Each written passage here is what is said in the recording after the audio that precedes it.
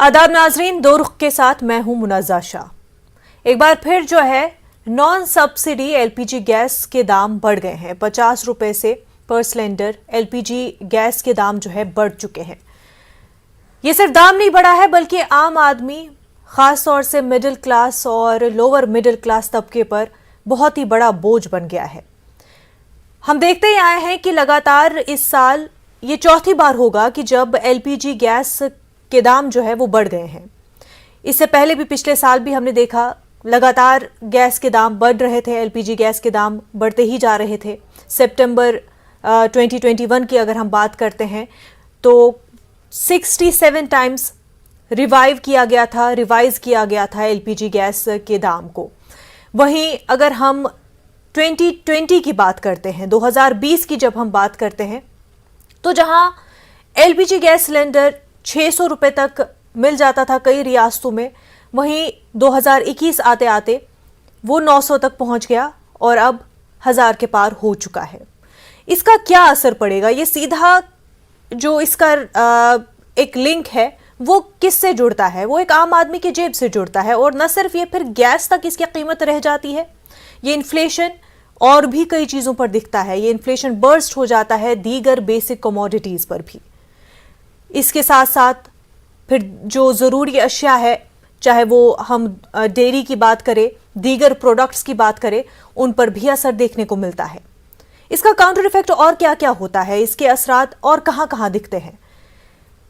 आगे चलकर जिस तरह से ये बजट बिगड़ता जाता है आम आदमी का, वो कंज्यूम भी नहीं करता जो दीगर प्रोडक्ट्स होते हैं उनको। जब हम बात करते हैं कि क्या डिमांड होगी, सप्लाई होती है मार्केट में, हर चीज की सप्लाई जरूर मिल जाती है, लेकिन डिमांड वो नहीं देखने को मिलती और इस वजह से मार्केट भी लो होता जाता है। सीधा असर इकोनॉमी पर, मुल्क की इकोनॉमी पर दिखने लगता है और यही असर जीडीपी पर भी दिख जाता है। वो जीडीपी जिसको 5 ट्रिलियन बनाने का ख्वाब वजीर आजम ने दिखाया और ये अज़्म दोहराया है कि 5 ट्रिलियन तक इस मुल्क की मईशत को कर दिया जाएगा, जिसके हवाले से यूपी भी मेहनत कर रहा है, प्रोजेक्ट्स बना रहा है, टीम बनाई जा रही है यूपी सरकार की जानिब से भी कि 5 ट्रिलियन मुल्क की इकोनॉमी बनाने में यूपी भी ताउन करेगा। लेकिन किस तरह से होगा? जब इन्फ्लेशन देखने को मिलेगा और खास तौर से हाउस होल्ड इन्फ्लेशन जब देखने को मिलेगा, तो क्या यह ख्वाब पूरा होगा? इस पर हम बात करेंगे। हमारे साथ मेहमान भी जुड़ेंगे, उनसे पूछेंगे कि आखिर कब जो ये प्राइसेस है ये कब होंगे और लोगों पर जो बोझ बढ़ा है वो कब होगा। हमारे साथ बीजेपी स्पोक्स पर्सन नेहा शानी दुआ साहिबा जुड़ चुकी है। खैर मकदम है नेहा जी आपका।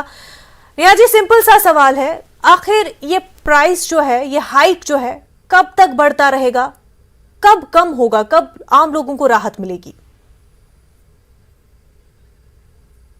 जनता को ये समझ लेना चाहिए कि जब क्रूड ऑयल जो है वो यूएस जो है वो वर्ल्ड का लार्जेस्ट प्रोड्यूसर है क्रूड ऑयल में और कंज्यूमर भी है। मतलब वही सबसे ज्यादा प्रोड्यूस भी करता है और वही सबसे ज्यादा कंज्यूम भी करता है। तो जब प्राइस बढ़ते हैं पेट्रोल या डीजल के, क्रूड ऑयल के, उसका असर जो है वो पूरी दुनिया पर देखा जाता है और उसको बढ़ाने घटाने का काम ज्यादातर यूएस करता है, यूएस की मार्केट करती है या गल्फ कंट्रीज करती हैं। उसमें जो भारत है उसका कोई योगदान नहीं, क्योंकि भारत कोई ऑयल प्रोडक्शन वाला कंट्री नहीं है, ऑयल प्रोड्यूस नहीं करता। यहाँ कोई ऑयल इतना नहीं निकलता कि हम बाहर भी बेचें और अपने देश में भी रखें। तो सबसे ज्यादा जो देश जहां क्रूड ऑयल वो निकलता है वो या तो सऊदी या तो अरब कंट्रीज है या फिर वो यूएस जो है सबसे बड़ा प्रोड्यूसर है और कंज्यूमर भी है।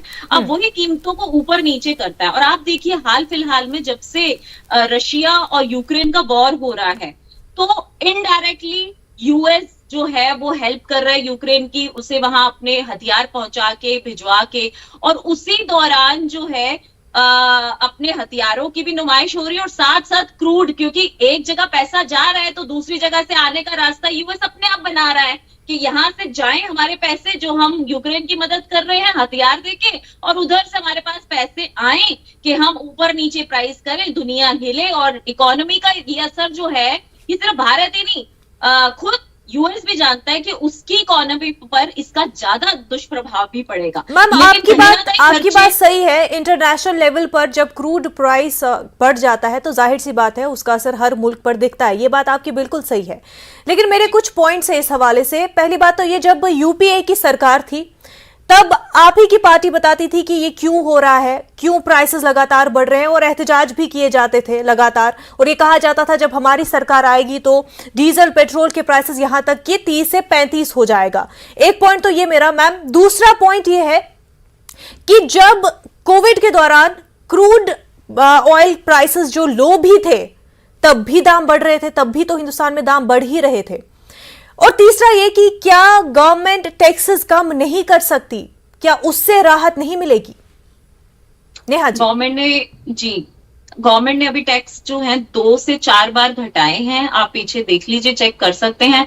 लेकिन मेरा ये मानना है कि केंद्र सरकार अपने अगर टैक्स घटाती है तो यही राज्य सरकारों का भी फर्ज बनता है कि वो कहीं ना कहीं वैट को भी घटाएं, जिससे जनता की जेब पर इसका फायदा जनता की जेब पर हो। क्यों? क्योंकि हम तो अपने एक्साइज ड्यूटी घटा देते हैं, लेकिन जो राज्य सरकारें हैं वो अपना वैट जो है, जो हर राज्य की सरकारों का अपना अलग अलग वैट होता है, किसी का कुछ किसी का कुछ, तो वो वही डिसाइड करते हैं। अगर उसमें भी वो कटौती करते हैं तो उससे जनता को राहत मिल सकती है।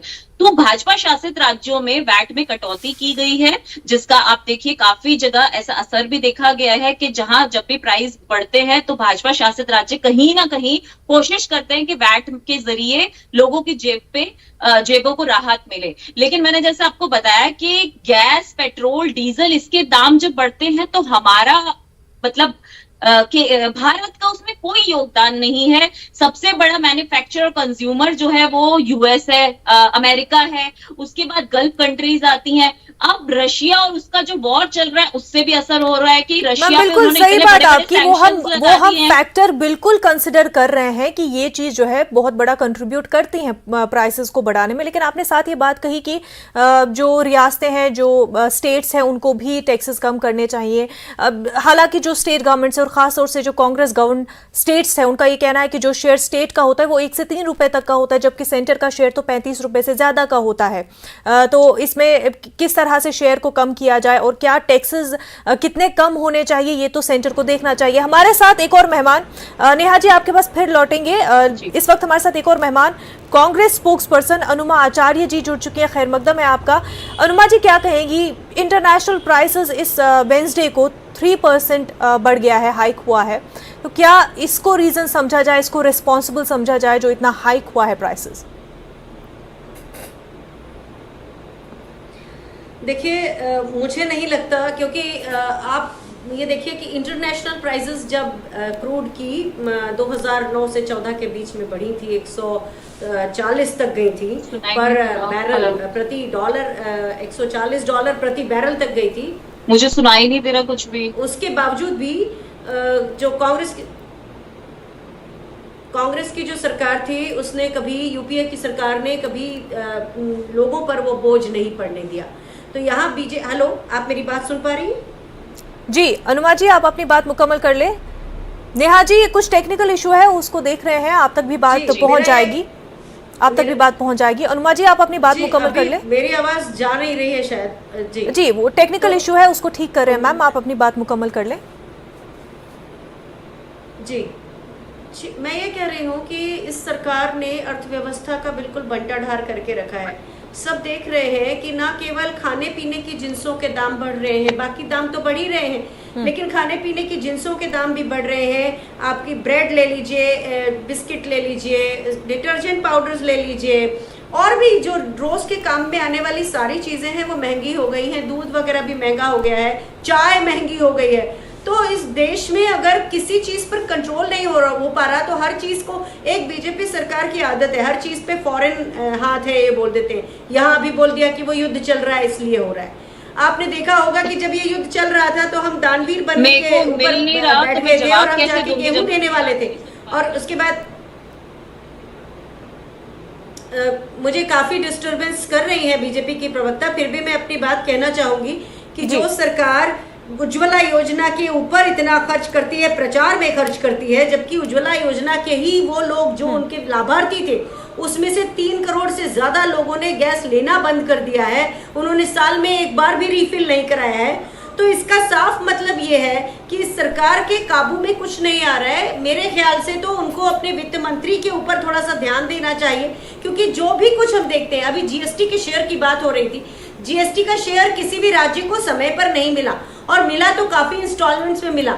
लगभग सभी राज्य जो हैं इस वक्त लोन में हैं, और मैं जिस राज्य से आती हूँ मध्य प्रदेश, वहां पे पेट्रोल डीजल के दाम बहुत ज्यादा है, 110 रुपए लीटर में पेट्रोल भरवाती हूँ। तो जो लोग ये बड़ी बड़ी बातें करते हैं कि बीजेपी शासित राज्यों ने किया है, वो झूठ बोल रहे हैं। यहाँ मध्य प्रदेश में जहाँ मैं बैठ के आपसे बात कर रही हूँ, इस जगह में भी यहाँ पर पेट्रोल के दाम बढ़े हुए हैं और एलपीजी के दाम आज फिर बढ़ गए हैं। तो ये कहना, और ये जो ऐसा राज्य है कि जहाँ के इस राज्य का लोन जो है वो राज्य के एनुअल बजट से जाता है, ज्यादा है। 2 लाख करोड़ का यहाँ एनुअल बजट है और यहाँ के राज्य का लोन 3.3 लाख करोड़ रुपए है। तो आप समझ सकती हैं कि जो भी बात बीजेपी के लोग कहते हैं, और केवल पेट्रोल डीजल से ही इन्होंने 28 लाख करोड़ कमा चुके हैं ये पिछले 7-8 सालों में, और उसके बाद अब एलपीजी पर। तो लोगों को जो प्रॉब्लम्स हो रही है, इतने लोग गरीबी की रेखा के नीचे आ गए हैं इनकी सरकार में। आंकड़ों की जब बात होती है तो ये फजिंग करते हैं। और यहाँ पे हम ये भी देखें कि जितनी जरूरी चीजें हैं उन पे जो जीएसटी अप्लाई किया गया है, आप देखिए जीएसटी लगाया है, 5% जीएसटी लगा दिया है सारी जरूरी चीजों पर। होटलों में जो कम किरायों वाले होटल है उसके ऊपर जीएसटी लगा दिया है लगभग 12%। उसके बाद उन्होंने इंश्योरेंस, एलईडी लैंप और पंखों पर 18%। मतलब क्या चीज है, ये जरूरी चीजें हैं, इन सब पे आपने इतना लगा दिया, और हीरे के खरीदने पर 1.5% लगाया। जी, इसका जवाब नेहा जी से ही लेंगे। नेहा जी, आप तक आवाज पहुंच पा रही है? आप सुन पा रही हैं मुझे नेहा जी? मुनाज़ा जी, मैंने अभी जो भी कांग्रेस की जो नेता है उन्होंने बोला है, मेरे को कुछ भी सुनाई नहीं दिया। आपकी टेक्निकल प्रॉब्लम थी, लेकिन मैं जानती हूँ उन्होंने बुराई की होगी। नेहा जी, मैं आपको उनके कुछ पॉइंट्स बता देती हूँ जो उन्होंने बोले हैं, आप उन्हें सुन लीजिए। उज्ज्वला के बारे में उन्होंने कहा कि जो लोग बेनिफिशरीज रहे हैं उज्ज्वला के, उन्होंने अब जो है कनेक्शन छोड़ दिया है क्योंकि वो रीफिल नहीं करवा पा रहे थे, उनके पास पैसे नहीं थे कि रीफिल करवा सके। दूसरा, जीएसटी शेयर के हवाले से, एक तो ये कि जीएसटी शेयर स्टेट्स को मिला ही नहीं, जो लेट से मिला, और जो बीजेपी की गवर्नड स्टेट्स भी है, क्या उन्होंने टैक्स में कमी की, ये सवाल उन्होंने उठाया।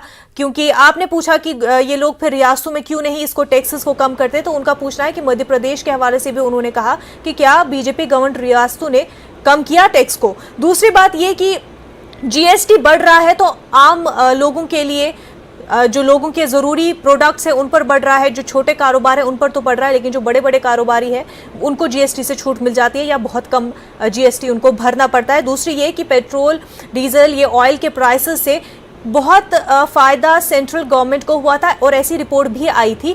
बावजूद इसके क्यों बार बार ये कहा जाता है कि गवर्नमेंट के हाथ में कुछ नहीं है, वो इस हवाले से कुछ भी नहीं कर सकते। ये कुछ पॉइंट्स है जो उन्होंने रेज किए। नेहा जी। जी, मुनाज़ा जी, मैं कांग्रेस के जो नेता हैं उनको जवाब देना चाहूंगी कि कांग्रेस 60 साल तक राज करके गई और कहती रही गरीबी हटाओ, गरीबी हटाओ, गरीबी हटाओ, और गरीबी हटा तो नहीं सकी। 12.5 जो है ये गरीबी दर रेखा, बिलो पॉवर्टी लाइन 12.5 जो गरीबी दर है हमारी कंट्री में थी। जो भाजपा सरकार आने के बाद, अभी मोदी सरकार ने जब 2 साल तक ये जो मुफ्त राशन की योजना चलाई, उसके बाद ये गरीबी दर रेखा 10.2 रह गई है। ये फायदा हुआ है। तो इन्होंने तो सिर्फ नारा दिया, करा कुछ नहीं, हमने करके भी दिखाया माननीय मोदी जी ने। अब दूसरी बात रही, जैसा मैं आपको पहले बता चुकी हूँ कि पेट्रोल डीजल क्रूड ऑयल जो है, क्रूड ऑयल उसका सबसे बड़ा मैन्युफैक्चरर जो है वो अमेरिका है और गल्फ कंट्रीज है और रशिया है। भारत बिल्कुल नेहा जी, आप ये पहले भी दोहरा चुकी हैं, और इस हवाले से मैं आपको बता दूं, अनुमा जी का कहना था कि ये बीजेपी की आदत है, हर बात पर जो है फॉरेन कंट्रीज को जिम्मेदार ठहराते हैं।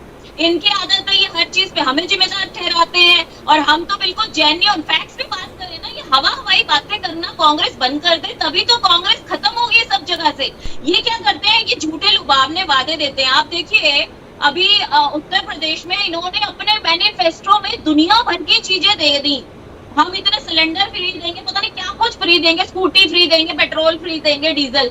लेकिन क्या हुआ, जनता ने फिर भी इनको नकार दिया, क्योंकि जनता जान चुकी है कि इनके प्रवक्ता या इनके लोग जब भी टीवी पे आते हैं तो सिवाय झूठ बोलने के और वो कुछ कुछ नहीं करते, सिर्फ भाजपा को कोसने के अलावा फैक्चुअल बातें बिल्कुल नहीं करते। करनी है तो फैक्ट्स पे बातें कीजिए। ठीक है, तो मैम ये बता दें कि उज्ज्वला योजना के बेनिफिशरीज क्यों जो है रिफिल नहीं करवा पा रहे हैं? ये कांग्रेस शासित राज्यों में रिफिल नहीं करवा पा रहे होंगे, भाजपा शासित राज्यों में रिफिल भी हो रहे हैं, और साल में 2 सिलेंडर फ्री की ये जो योजना है ये भी हम लोग अपने कई राज्यों में हम ले आए हैं, और बाकी राज्यों, उत्तर प्रदेश जैसे राज्यों में ले आए, और बाकी राज्यों में भी मुझे लगता है एमपी में, और जहां जहां हमारे शासित राज्य और जहां नहीं भी है, जब हम जीतेंगे और वहां जाएंगे तो हम ये वाली योजना वहां भी ले आएंगे। तो लोगों को साल में 2 सिलेंडर फ्री भी दिया करेंगे, और ये इनके शासित राज्यों में होगा कि बेचारे रिफिल ही नहीं करवा पाते होंगे। क्यों? क्योंकि वैट में राहत इन्होंने देनी नहीं। हम लोगों ने तो एक्साइज ड्यूटी, अभी भाजपा के हमारे देश के जो प्रधानमंत्री हैं उन्होंने 2 बार एक्साइज ड्यूटी 200 रुपया 300 रुपया घटाया। कोई इन्होंने कभी अपने शासित राज्यों में 2 रुपए का वैट भी कम किया है? तो प्रॉब्लम ये सिर्फ चीखना चिल्लाना जानते हैं, ये सॉल्यूशन ना देते हैं ना लेना चाहते हैं, यहाँ बैठ के झूठ बोलते हैं। अनुमा जी क्या कहेंगे? एक्साइज ड्यूटी तो हटाई है, 200-300 रुपए ऐसा कहना है नेहा जी का, तो कांग्रेस के स्टेट्स में तो नहीं देखा गया। बताएं अनुमा जी क्या कहेंगी? मनजा जी, आमतौर पर ना मैं सभ्य लोगों से बात करना चाहती हूँ। सस्ती भाषा में अगर कोई बात करता है, चिल्लाएंगे, और तुम जैसे लोग जो सस्ते लोग यहाँ मुझे बहुत तकलीफ होती है। और ये देखिए कर देते हैं, देखा शर्म तो आती ही नहीं है। जब ये शुरू होगी, ऐसी बेशरम औरत शुरू होगी तो मेरे से भी वैसे ही सुनेंगी। यहाँ बैठे सस्ते लोग। मुनजा जी देखिए, आप दोनों जो है इस तरह के लफ्जों का इस्तेमाल न करें। बेशरम औरत ने नेहा जी, अनुमा जी, आप दोनों इस तरह के अल्फाज का इस्तेमाल न करें। इसने सस्ता कैसे कहा? ये बिकाऊ है, ये महंगी है, ये सस्ती है या महंगी है, क्या है ये, इसका क्या रेट है? बकवास कर रही है ये औरत। मैम नेहा जी प्लीज आप इस तरह के अल्फाज का इस्तेमाल न करें। इन्होंने क्यों किया? इन्होंने बोला सस्ती, मैंने तो कुछ नहीं बोला था। इन्होंने पहले बोला तो क्या सोचते हैं इनसे बदतमीजी से कोई क्या इनकी आरती उतारेगा? ये कुछ भी बगेगी तो सस्ते तुम जैसे लोग होते सस्ते झूठ के टीवी पे बैठ जाते हैं, शक्ल सूरत भी नहीं। मैम प्लीज आप अपने वर्ड्स पर कंट्रोल करें। इस तरह की भाषा का इस्तेमाल हम अपने चैनल पर नहीं करते। दोनों को ही कह रहे हैं, दोनों ही गेस्ट को, कि इस तरह की लैंग्वेज का इस्तेमाल हम अपनी चैनल पर नहीं करते हैं। जो सवाल है उन पर हम सिविलाइज्ड मैनर में डिस्कशन कर रहे हैं, क्योंकि आपको लोग देख रहे हैं, सब लोग देख रहे हैं, जो बीजेपी को पसंद करते हैं, जो कांग्रेस का साथ चाहते हैं, पूरा मुल्क ही जो है आप सबको देख रहा है। और इस तरह से बहस करना लोगों में भी एक गलत इमेज क्रिएट करता है उनकी पसंदीदा पार्टी के बारे में भी। नेहा जी, सिंपल सी बात है, सिंपल सा क्वेश्चन है कि आम आदमी को कब राहत मिलेगी? बीजेपी इस हवाले से आम आदमी को क्या कहेगी कि कब उनका जो बजट है वो नॉर्मल हो सकेगा? देखिए, जैसे ही अमेरिका और ये जो रशिया वाला इशू है ये सॉल्व होता है तो अपने आप ही, हमने बार बार कहा हिंदुस्तान पेट्रोल नहीं बनाता। अगर आप कहते कि गेहूं के दाम क्यों बढ़ रहे हैं, मैम लेकिन ये बातें, ये मुद्दे तब भी थे जब यूपीए की सरकार थी, जब कांग्रेस की हुकूमत होती थी। लेकिन तब आप ही की पार्टी थी जो प्रोटेस्ट करते थे, जो सड़कों पर उतर आते थे सिलेंडर्स लेकर के, और कहते थे कि ये जब हमारी सरकार आएगी तो हम बताएंगे हम कितनी राहत देंगे लोगों को। हमने करा भी। ये लोग क्या करते थे, जब वहां दाम क्रूड ऑयल के कम भी होते थे तो भी ये जनता को राहत नहीं देते थे, जो आज भी कर रहे हैं। एक्साइज ड्यूटी हम घटाते हैं, ये वैट नहीं घटाते हैं। 2020 में जहां 600 का सिलेंडर मिल रहा था, आज के डेट में 1000 के पार हो चुका है। बिल्कुल मैम, तो मैं उसका जवाब दे रही हूँ, बार बार मैं आपको यही बता रही हूँ कि अमेरिका प्रोड्यूस करता है, रशिया प्रोड्यूस करता है, और गल्फ कंट्रीज इंडिया का कोई हाथ नहीं। अगर, अब मेरी बात पूरी तरह सुन लीजिए, अगर गेहूं के दाम बढ़ते हैं तो आप हमें बोलिए, क्योंकि हम प्रोड्यूस करते हैं, हम सबसे बड़े मैन्युफैक्चरर हैं वर्ल्ड में, लेकिन आप किसी और चीज के लिए जो हमारे हाथ में नहीं है उसके लिए अगर आप हमको ब्लेम करें तो ये तो सरासर नाइंसाफी होगी। चाहे कोई भी ब्लेम करे, आप नहीं, आपका मतलब आप नहीं, मेरे कहने का मतलब कांग्रेस है या और विपक्ष पार्टियां हैं। तो ये जो बात है ये कहीं ना कहीं मिस गाइड करने वाली जनता को बात है, जो ये लोग अपने राज्यों में वैट नहीं घटाते और बार बार एक ही बात। लेकिन गवर्नमेंट प्रोड्यूस नहीं कर रही है, लेकिन टैक्सेस हाथ में होते हैं, और एक्सपर्ट्स का भी ये कहना है कि अल्टरनेटिव वेज भी निकाले जा सकते हैं? क्या गवर्नमेंट उन पर कोई भी उस पर गौर फिक्र नहीं की जा रही है कि किस तरह से अल्टरनेटिव वेज निकाले जाए ताकि आम लोगों को राहत मिल सके? और दूसरा, गवर्नमेंट और ऑयल कंपनीज के बीच में जो प्रोजेक्ट्स, जो मुआहदे होते हैं, उन पर भी बात होनी चाहिए, किस तरह से प्राइस को कंट्रोल किया जाए। और उसके लिए बात चल भी रही है। आप देखिए, परसों ही कल ही जो है क्रूड ऑयल जो है वो अमेरिका की तरफ से और गल्फ कंट्रीज की तरफ से उसमें इतना प्राइस हाइक हुआ है, तो इस पे मुआयना किया जा रहा है। जैसे ही हमारी तरफ से जहां भी एक्साइज ड्यूटी कम करनी होगी, मुझे पूर्ण विश्वास है कि प्रधानमंत्री जी ये कदम जरूर उठाएंगे और एक्साइज ड्यूटी कम करेंगे। लेकिन इनके शासित राज्य वैट कम करेंगे या नहीं करेंगे, ये इनके हाथ में है, जहां सिर्फ दो ही। पर वही बात तो बार बार दोहराएं कि किस तरह से करें। एक तो जीएसटी का शेयर नहीं मिल रहा है स्टेट्स को, और दूसरा ये कि जो ऑयल प्राइसेस के हवाले से एक स्टेट और सेंटर का शेयर भी होता है, उसमें इतना ह्यूज गैप है। अगर 1 से 3 रुपए स्टेट्स का है तो सेंटर का वहीं 35 से ऊपर हो जाता है। 1 से 3 रुपए नहीं है, ये झूठ गुमराह करने के लिए यहाँ बैठे हुए हैं। दूसरा, जीएसटी का कई जगह कई स्टेट्स को उनका पैसा दे दिया गया है, और पूरा नहीं दिया होगा तो काफी हद तक जैसे 60% 70% जो है वो बकाया दे दिया गया है। लेकिन कांग्रेस ने बैठ के, क्योंकि हमेशा हमें कोसना ही है, गालियां ही देनी है, जो कि कांग्रेस के अभी प्रवक्ता बैठ के पहले मुझे बोल चुके सस्ते बिकाऊ, मतलब कैसी कैसी भाषा बोलते हैं। फिर वही भाषा हम जब बोलते हैं तो हम बदतमीज होते हैं, खुद बोलते हैं तो अपने आप को पढ़ा लिखा और स्टेटस सिंबल। तो ये सब जो है ना, ये जनता जान चुकी है, इसीलिए इनको नकार रही है, साइड कर चुके हैं। फिर भी लोगों को शर्म नहीं आती कि जनता आपकी बातों को झुठला देती है, आपके किसी वादे में नहीं। मैम ये बता दीजिए कि 2021 पिछले साल में जब इस तरह से प्राइसेस लगातार बढ़ रहे थे, तब बीजेपी सरकार ने कहा कि, आपकी पार्टी ने कहा कि ये टेम्पररी है, ठीक हो जाएगा, जबकि फाइनेंस मिनिस्टर का कहना था कि ये तो धर्म संकट है, कब कम होगा कुछ कहा नहीं जा सकता अभी। वहीं ये बता दीजिए कि ये टेम्पररी है, लेकिन ये टेम्पररी कब तक टेम्पररी रह रहा है? ये तो अब कांस्टेंट लग रहा है। मैम, ये तो आप जाके यूक्रेन और रशिया से पूछ लीजिए कि वो युद्ध कब रोकेंगे। जब वो युद्ध रोकेंगे तो ये टेम्परेरी नहीं रहेगा, अपने आप ही अक्टूबर से खत्म हो जाएगा। तो ये संकट सारी दुनिया पर है, सिर्फ भारत पर नहीं है।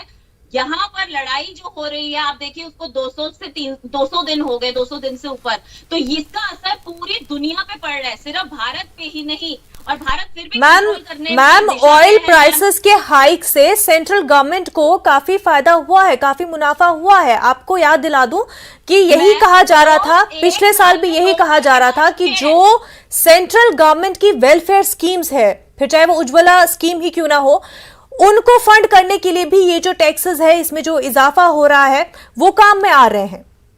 और आपको मैं भी ये भी बताना चाहूंगी मैम कि 2 बार जो प्राइसेस घटाए गए एक्साइज ड्यूटी, वो हमारी तरफ से, अगर आप कहें तो केंद्र सरकार की तरफ से घटाई गई है। पर मैम कितना कम हुआ है? प्राइस तो बढ़ा ही है, आम आदमी के बजट के लिए तो प्राइस बढ़ा ही है, 1000 के पार पहुंच चुका है। 2 महीने पहले तभी तो 200 से 400 रुपए घटा था एलपीजी, वापस 600 हुआ था, अब फिर बढ़ा है। और मैं यही कहूंगी, जैसे ही अमेरिका या उसमें जो ये प्राइस हाइक का ऊपर नीचे कुछ होता है, तो हम सबसे पहले अपनी एक्साइज ड्यूटी घटा। मैम फिर इतना बता दीजिए कि कंज्यूमर एलपीजी का दाम पिछले 2 महीने से 200 से कैसे घटा है? मैम यही तो मैं आपको बता रही हूँ कि जहां हम जो जनता को राहत दे सकते हैं, हमारी कोशिश यही रहती है प्रधानमंत्री जी की, केंद्र सरकार की, कि जनता को राहत दें। लेकिन जब इंटरनेशनल मार्केट में जो होता है वो हमारे हाथ में ही नहीं है, ये जनता समझ गई है। लेकिन आप लोग नहीं समझना चाहते तो अलग बात है। मतलब आपका तो मैम सब्सिडी अमाउंट क्यों निकाला गया? मैम कांग्रेस, आप या कांग्रेस लोग नहीं समझना चाहते तो अलग बात है, लेकिन जनता समझ चुकी है कि हमारे, हाँ, जनता के लिए आपको पूछिए, ये जनता के सवाल ही है मैम। हम आप तक जनता की आवाज ही पहुंचाते हैं। मैं भी सब्सिडी क्यों नहीं मिल रही है? कंज्यूमर एलपीजी का दाम क्यों घट गया है? जनता की राहत के लिए हम जहां कटौती कर माफ कीजिएगा, कमर्शियल सिलेंडर की बात कर रही हूँ नेहा जी, कमर्शियल सिलेंडर की बात कर रही हूँ मैं, उसके दाम क्यों घट गए हैं 200 से ज्यादा? दूसरे सिलेंडर्स के भी दाम घट जाएंगे अभी कल ही, क्योंकि इंटरनेशनल मार्केट में ये इतने प्राइसेस हाइक हुए हैं जिसका हमारे हाथ में नहीं है। फिर भी मैं आपको विश्वास दिलाती हूँ, केंद्र सरकार बहुत जल्दी इस पे भी कंट्रोल ले आएगी और दाम घटा दिए जाएंगे, जो पहले भी हम 1 साल में 2। लेकिन मैम आप जो ये बात कह रहे हैं, ये कितने सालों से चलता आ रहा है? बार बार ये बात कही जा रही है। 600 से हम 2020 से हम 600 से चले थे, अब 1000 के पार हो गया है। और इस वजह से आप देखिए कि न सिर्फ ये गैस के दाम बढ़े हैं, जो घरेलू गैस है उसमें बढ़े हैं, बल्कि इसके बाद जो है जो जरूरी किचन में अशिया होती है, जो चीजें होती है खाने पीने की, वो भी उसके दाम भी बढ़ जाते हैं और इसका फिर आगे चल के इफेक्ट मैम जीडी पे भी पड़ेगा। आपका एक लक्ष्य है उस पर पड़ेगा। घटाते हैं 4 बार हम एलपीजी गैस के क्रूड ऑयल के तो नहीं, लेकिन हम जो अपना ये गैस के प्राइसेस और ऑयल डीजल पेट्रोल जो है इसके प्राइसेस हम लोगों ने घटाए हैं और 4 बार पिछले साल घटाए हैं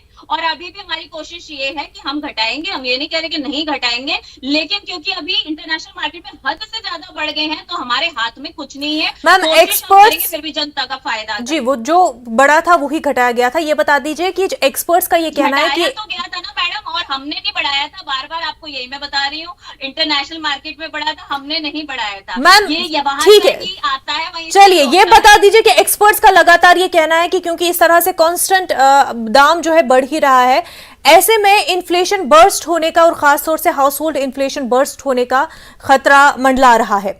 क्या इससे निपटने के लिए सेंट्रल गवर्नमेंट के पास कोई प्लान है?